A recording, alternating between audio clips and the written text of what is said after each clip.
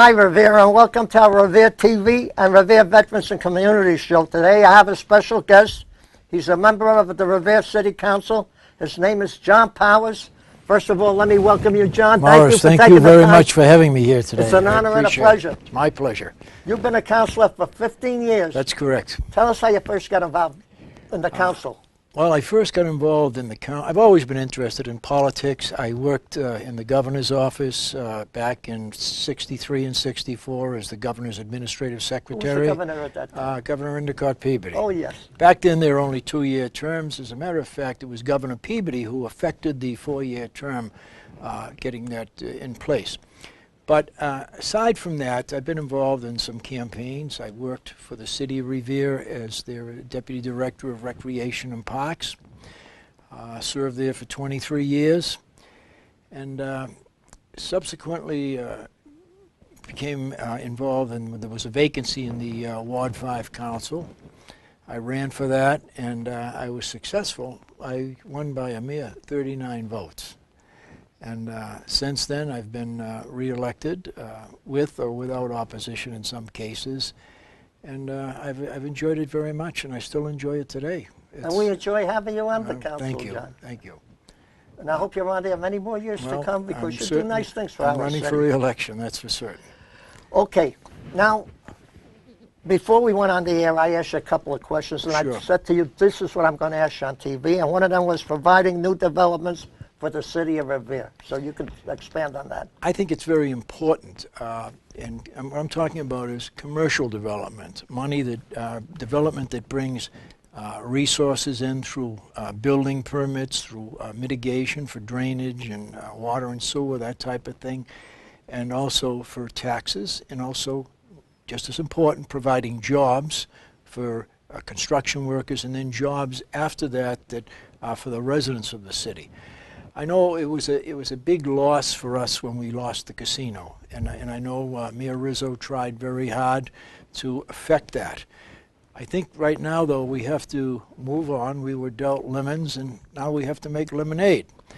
And I look at several sites in the city of Revere which are prime for development. I would say number one, in my opinion, is the Wonderland parcel. It's a large parcel. It's adjacent to public transportation. The Lido Club, which is perfect for a hotel. Even the Shaw's site, which is 5 miles from the proposed casino in Everett. The trailer park down there, I think we've been looking to get that developed for a long time now, to get some good commercial development in there. I know right now there's $25 million in the transportation bond bill. And I think it's that would be for a commuter station at the rear of Wonderland, which would enhance that Wonderland property more for development, and also take traffic off of 1A, the traffic coming from Gloucester, Rockport, and other parts of the North Shore, whereas somebody even going to the airport could ride to that commuter station, cross over to the Blue Line, and ride 5 stops into the airport on the Blue Line. And that would reduce an awful lot of traffic on 1A and the Boulevard, which, you know, go there any morning, and we all know it's heavily congested, and it becomes a nuisance to the residents that live in Oak Island, Lower Revere Street, and the Boulevard and the Point of Pines. So I think it's up to the governor now, it's up to our state legislature to push to get that money for that commuter station at the rear of Wonderland. I think it's very important. It's also important to the development of Wonderland. It makes it more pristine for developing down there.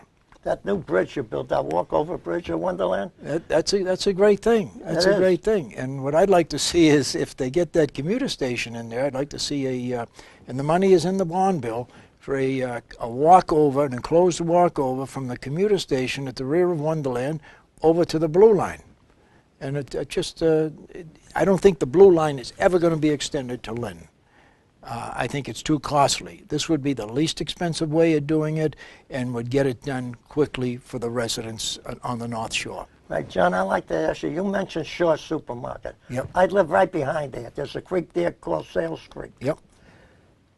Is there anything going to be happening at that Shore Supermarket, or is there anything in the fire I've talked to John Fester regarding this, and I know he's working, trying to get something in there.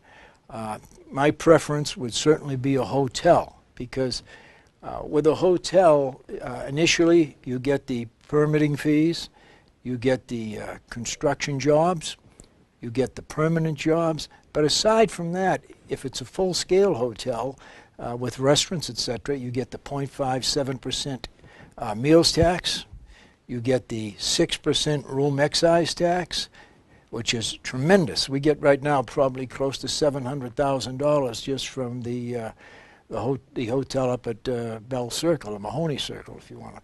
And it's the other thing you get, and people, I don't think they really look at it that or understand it that way. There is, you get the people coming into the community that are going to spend some money. They're going to spend money if they're staying at that hotel, if there are businesses around that hotel, which they should be. I looked to the Lido site down on North Shore Road. Tremendous spot for a hotel. 5 stops from the airport. Okay, just a great thing. It's and you know something, with a hotel, you don't pick up their trash.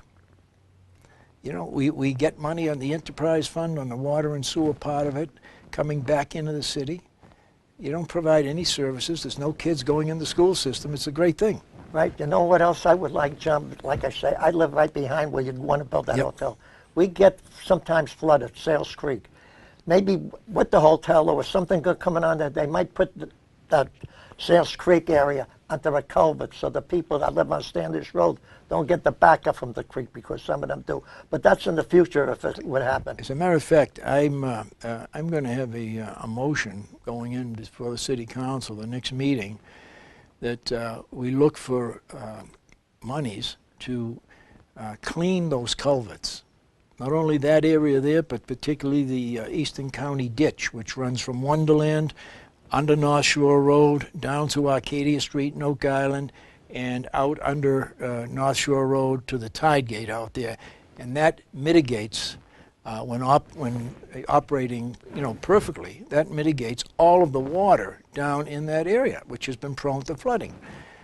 We spent, under Mayor Ambrosino, $900,000 down in the Oak Island area, Arcadia, Ellet, York, Argyle Streets, tripling the drainage down there and repaving the streets and making that area less conducive to flooding. And it's worked. I was down there this morning and I didn't see any flooding down in that area.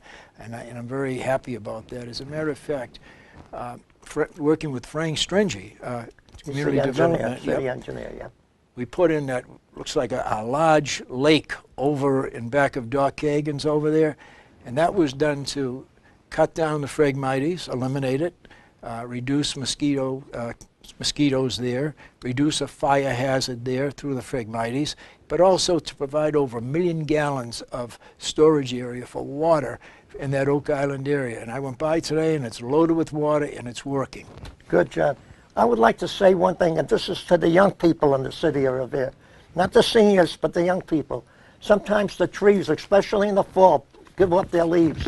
They flood down to the sewer drain, and they stay there, and they clog up the sewer. So it would be nice for some young person who lives on that street, his own street, take care of it, just go down, shovel up the leaves, put them in a barrel, and that way the water can flow out. We've had that problem. Morris, that's a great thought. And the people that are directly impacted by flooding are the people in those neighborhoods, and it would behoove them to go out and, clean around those catch basins. Right. Make sure that the catch basins are clean, because when the catch basins are clean, you don't impede the flow of water into the Eastern County. Right, because I travel around the city of Revere, and I've seen some of the catch basins, and the streets were flooded. And then when I looked over, I said to myself, that's why they're flooded. It's all fouled up with the leaves there, because especially in the fall, when they come down around October, November.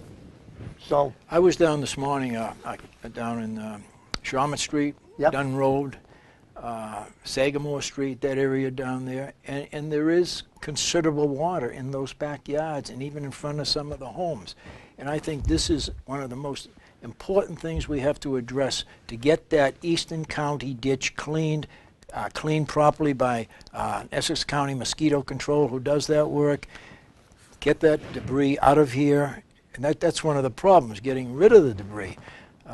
If you look down on North Shore Road, there's by the tide gate down, the trash rack down there adjacent to York Street. There's a pile of debris. It's been there for a couple of months, and this is something we have to get rid of it. I don't care if it's Mass Highway or the DPW, we have to get rid of it. It can't just sit there because it sends a bad message to people driving through our city. Right, John. You love animals and I love animals because you happen to mention mosquitoes. Yep. I like to feed my friends that fly up in the air, the birds. Yep. I got to be honest with you. They eat the mosquitoes too, and you know something? I had no mosquitoes at all this summer that would attack me. So I want to say they did a beautiful job keeping the mosquitoes out of the city of Revere. Well, I feed the birds also. You do? Yeah, over... I hope you're not giving me competition. No. There's plenty of birds to go around. I love them. I love animals. I love the... We feed some stray cats, too. Really? I have a cat. His name is Andrew. I got... beautiful cat. We adopted two. Sunday, we found outside on a Sunday. That's why we call it Sunday. And the other one was, the mother was dead, and the little kitten was laying next to the mother, and we picked it up. Kimber, that was 7 years ago, and we gave Kimber a home. So we love animals, and I'm sure a lot of the people in Revere, too. John, I like to talk. You do a lot of stuff for the veterans. I know that for a fact. So tell us a little about the veteran program. And you mentioned one gentleman in his set. I forgot his last name, but you can talk about it. Oh, there's a fellow, I don't know if I should mention his name. He's running for U.S. Congress up in the 6th District, which is, you know, Lynn, Peabody, Salem, that area. But he's a veteran from what war, if I may ask you? 4 tours of duty in Iraq. You can talk about him. Yeah, and his name is Seth Moulton. 4 tours? Yeah, 4 tours of duty in Iraq, and he's a Harvard graduate. And I think I sort of like to look at a veteran when I go in to vote, because veterans today, as we all know, watching the TV and watching the news over the past year, there's a lot of problems in the the VA hospitals, and I think that a veteran is more ready to address those problems and knows the needs of the people in those hospitals. With the veterans that have come home with, they have an arm or a leg missing, or in some cases even worse than that. And right, John. And I just want to say one thing, talking about hospitals. I myself go to the VA for cancer treatment, and I could speak for the VA hospital. I just wanted to let you know about that. Oh. Go ahead. But I mean, this is why it's so important, I think, for people to look at someone like that you know has compassion for his fellow veteran. That's very important. Right. And I don't live in the 6th District, but if I did, that's where I'd be voting. So, Seth, I don't know where you are, who you are, but we salute you from the city of Revere for your service. So thank you. 4 tours in Afghanistan. That's Iraq, quite a feat. Iraq, yeah. And Iraq, was it? Yeah, Iraq. Excuse me, Seth, Iraq. Yep. Okay. Now we got to talk about some bad news. Go ahead. We did not get the casino. No, we didn't. Is there any future plans that the city might be doing to see if we can alleviate that problem? Actually, Councilor Brian Arrigo and myself are having an economic development, our committee, we chair the Economic Development Committee on the 30th of this month. And I know the mayor has another meeting coming up in November. And I think it's important, we all, of course, wanted that casino. It would have had a tremendous impact, not only with revenue, but with jobs for people in this city. Now, if it does go to Everett, which it looks like it will, and I'm hoping that something can happen that it will not go there, that they might take another look at Suffolk Downs. But we're going to get the same impact. That's why I supported the casino, because the area that I represent, North Shore Road, Boulevard, American Legion Highway, people coming from the North Shore, you're going to get the same impact whether that casino was in Revere or in Everett. Right. The only difference is we're not going to get the revenues that will help us in the city. Now, with that said, I think right now our focus has to be on developing the land we have. We've got a great site down at Wonderland. I mean, it's a large site. It's adjacent to not only the Blue Line, but also the commuter line. They can put a station there. They're putting one over right now in back of Market Basket in Chelsea. They already have one, and they're moving another one over there. John, can I interject something? Sure. You know, we had over 800 people working at Suffolk Downs before we lost the casino. They talk about 4,000 jobs going to Everett. That's not the truth, because we already lost 800 jobs. So there's only 3,200, 3,000 jobs. I think the Gaming Commission, I hope they don't hold this against me, but this is my personal opinion. They should have voted for the city of Revere for two reasons. Number one, because of what you mentioned before of all the traffic coming in from Logan, from the airport, from the Blue Lines, which we had the transportation there. But more important, those 800 people, plus their families, are now looking for other jobs, and some of them might be losing their homes because of that. So to keep those 800 jobs, it would have been 4,800, not 3,200, because you got another negative impact on there. Think about that twice before. They might have to come up with another decision. That the soil might be too contaminated there to even dig it up. That's what I'm sort of hoping, but you can't pin all your hopes on that. No, We've got to move ahead. We've got to move ahead. We have, right down on our DPW, Right. it's so understaffed. We have probably, I think, 5 men or maybe 6 working in the water and sewer department. Now, if you get 2 water breaks on a day, that's very difficult. They're around today trying to clean out trash racks and clean out areas and culverts, because we were hit by probably 3 to 5 inches of rain this past couple of days, and that adds up and it causes problems. No one wants to come home from work and experience sewerage in their basement or their basement flooded with storm water. People want to come home from work, sit down, have their dinner, and enjoy their family. So these are problems that we have to mitigate, and the only way you're going to mitigate those problems is with revenue coming into the city. I'm crazy about hotels. I'll be perfectly honest with you. You could build 5 hotels in the city, as far as I'm concerned, because you get that 6% room excise tax.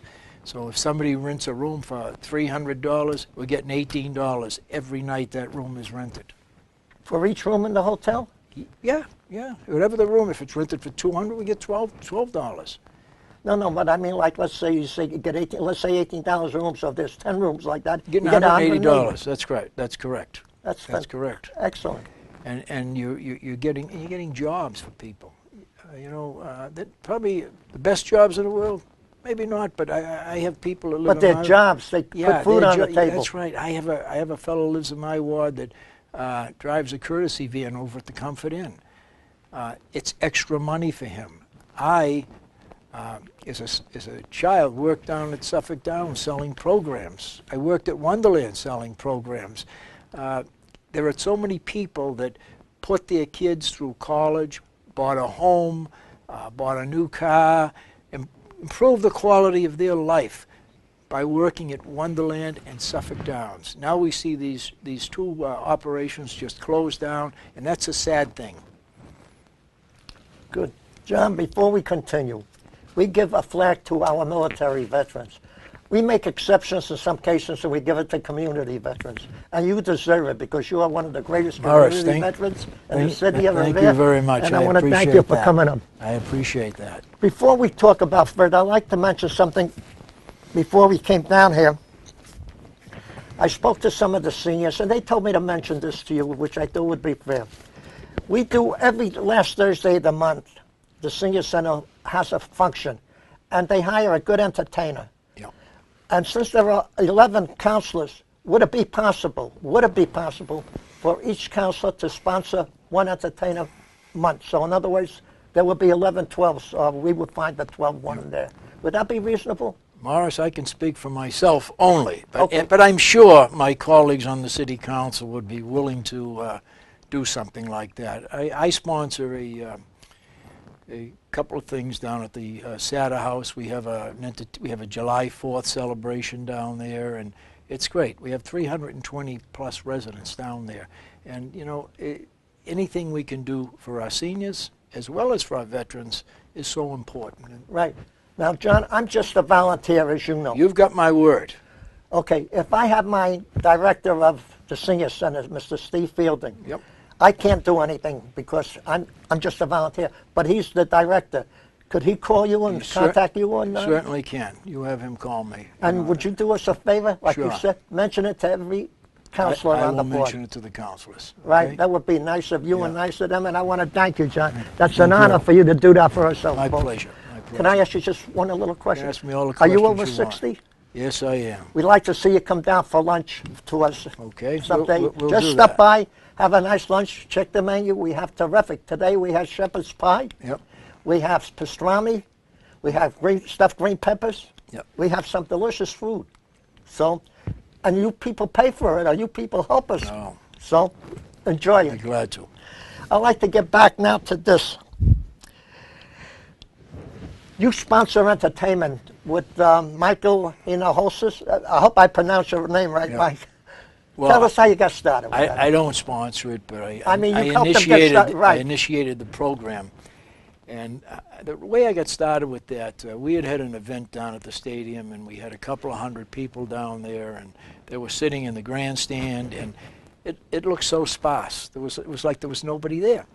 So one day I was over at the Malden City Hall around noontime, and they had a band concert outside the City Hall in the courtyard out there, and I said to myself, you know, that's something I'd like to look into. And I did. I think Mayor Haas was the mayor at the time, and I ran it by him, and he said, go ahead, you want to do that? And I did. And what I did was I would contact different sponsors, and I'd say, look, we want to have a certain band here tonight. It's going to cost $600, $500, $400, whatever it was.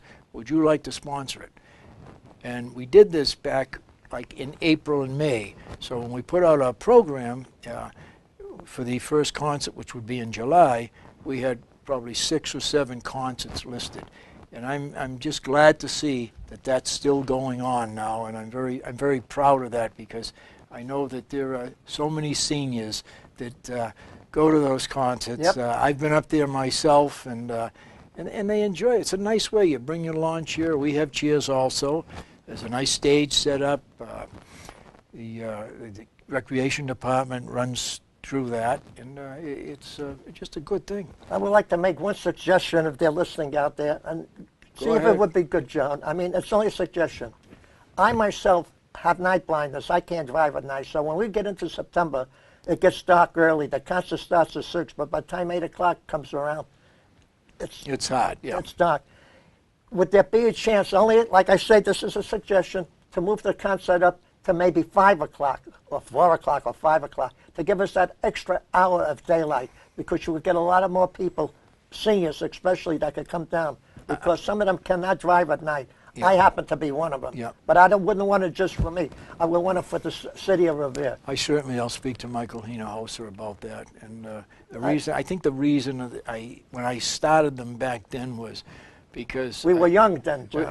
We were younger, and I wanted to have people a chance to have their dinner, and I know there was a mass going on down at the Immaculate, and that got out at a certain time. Oh, I see. Okay. There were reasons for it, but I mean, I'm sure. I don't want to interfere with anything else, no, not with the churches, because I want to get into heaven, John. Yeah, we'll get you into heaven. Okay.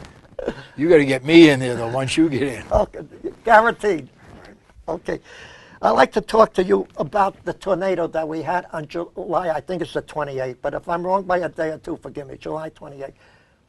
Did that affect your area at all? It certainly did. It was horrendous. I got a call early in the morning, and I subsequently went up to City Hall, and I met with the mayor. And first of all, I want to commend the mayor and his staff and the DPW. Gene Doherty in the fire department, who was more or less running the show up there, the police department, Chief Before you go, I Caffarelli. got to thank Gene Doherty, because he came down to our senior center to shut off the gas because the gas was going, and they threw us out of the building. Yeah. Otherwise, we would have had a boom boom there. Yeah, he and Chief Caffarelli they're real professionals. They do their job, they put everything else aside, and they go right to work.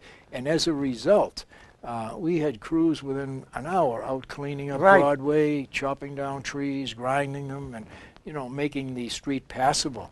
But getting back to the question you asked me, yes, Eastern Avenue, Tapley Avenue, True I didn't know Street. that affected that far because Well, it down came where I down live- Broadway, and all those streets are on the right down there, School Street, that area Yep. down there. That's all my ward. Oh, I didn't know that. Oh, yeah, that's all Ward 5. And so it did. As a matter of fact, I have still some issues going on down there with the fence. A lot of people lost fencing that separates their property from the high school. And I'm hoping that that can be repaired as quickly as possible. I know I was down there a couple of weeks ago, and some people have kids walking through the yard. You don't want people walking through your yard, and No way. and that's a problem for those people. And we're going to try to get it resolved as quickly as possible. Right, John. We have about 2 minutes left. Okay. Take 1 minute to wrap it up, whatever you want, and just leave me one. I would like to say, first of all, thank you, and thank No, you it's my honor to for have you here, John. having me here. I think that people, we have to be more interested in our government. And the best way to do that is 2 weeks, or from this past Tuesday, get out and vote. You have candidates running for governor. You have candidates running for other offices, state offices. It's so important to vote.